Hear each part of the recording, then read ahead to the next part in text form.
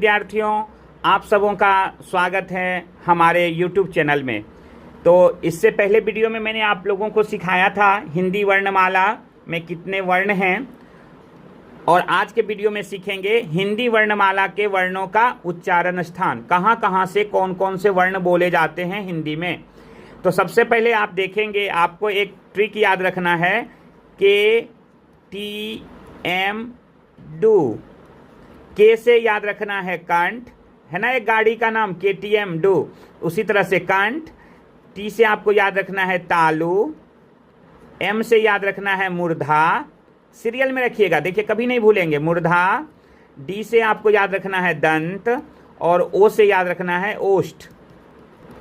KTM do, कंठ तालु मूर्धा दंत ओष्ठ, कंठ तालु मूर्धा दंत ओष्ठ। इस तरह से यदि आप याद रखते हैं तो देखिए आप वर्णों को किस तरह से सजा लेंगे। सबसे पहले क्या है, कंठ। तो याद रखेंगे कंठ, कंठ से बोला जाता है कवर्ग, कवर्ग क ख ग घ ङ, ठीक है। और इसके बाद आता है तालु, तालु से बोला जाता है चवर्ग, च छ ज झ य। और मूर्धा जो है ना, मूर्धा, इससे बोला जाता है च छ के बाद क्या होता है ट ठ, तो टवर्ग। फिर दंत है ना, दंत, दांत, तो दंत से क्या बोला जाता है, याद रखना है आपको, टवर्ग। क्लियर। उसके बाद आपको याद रखना है क्या है, ओ से ओष्ठ, ओष्ठ, ओष्ठ से बोला जाता है आपका पवर्ग। हो गया ना याद, इजी ट्रिक से। कंठ तालु मूर्धा दंत ओष्ठ, KTM डू। ये तो हो गया स्पर्श वर्ण, कवर्ग, चवर, टवर, तवर्ग और पवर्ग। अब जैसे देखिए आपको याद रखना है अंतस्थ में, अंतस्थ में क्या होता है, य र ल व, है ना, य र ल व क्या है अंतस्थ। तो देखिए आपको कंठ को छोड़ के चवर्ग में डाल देना है य, मूर्धा में डाल देंगे र, और तब दंत में डाल देंगे ल। व के लिए एक अलग है, वो मैं फिर से बताऊंगा आपको। फिर देखिए ये तो हो गया। उसके बाद आपको फिर से डालना है उसमें वर्ण को, तालव्य श तो तालु, मूर्धन्य श मूर्धा, दंत श हो गया दांत, और इसके बाद क्या है, तालव्य श मूर्धन्य श दंत श के बाद क्या होता है ह, इसको डाल देना है, थोड़ा सा नीचे ना रख के रखेंगे ऊपर। हो गया ना याद, तालु मूर्धा दंत। और नेक्स्ट ह के लिए जो आपका ऊष्म वर्ण है उसको कहाँ से बोला जाता है, कंठ से। उसके बाद आपको याद रखना है, देखिए एक और पैटर्न, क्या है वो पैटर्न, कि ये 5 को याद रखने के बाद आपका जो है कुछ वर्ण जो हैं जैसे स्वर वर्ण में, वो बोला जाता है कंठ और तालु से। तो इसको कहा जाता है, छठा में आप लिखेंगे कंठ तालु, क्या हो जाएगा, कंठ तालु। उसके बाद हो जाएगा आपका कंठ ओष्ठ, कंठोष्ठ, और अंतिम में है आपका दंत ओष्ठ।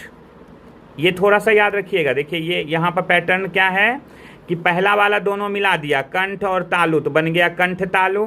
फिर पहला वाला और लास्ट वाला मिला के बना दिया कंठ ओष्ठ, कंठोष्ठ, और फिर दांत और ओष्ठ, लास्ट और सेकेंड लास्ट दोनों को मिला के बना दिया, ठीक है, दंत ओष्ठ।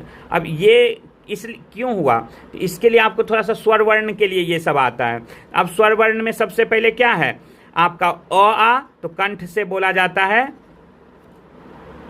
कंठ से क्या बोला जाता है, अ और आ। हो गया ना, ओ आ। फिर है ह्रस्वई दीर्घई, तो उसके बाद ह्रस्वई और दीर्घई तालु से। फिर क्या है, हर्षऊ दुर्गऊ, उसको छोड़ दीजिए।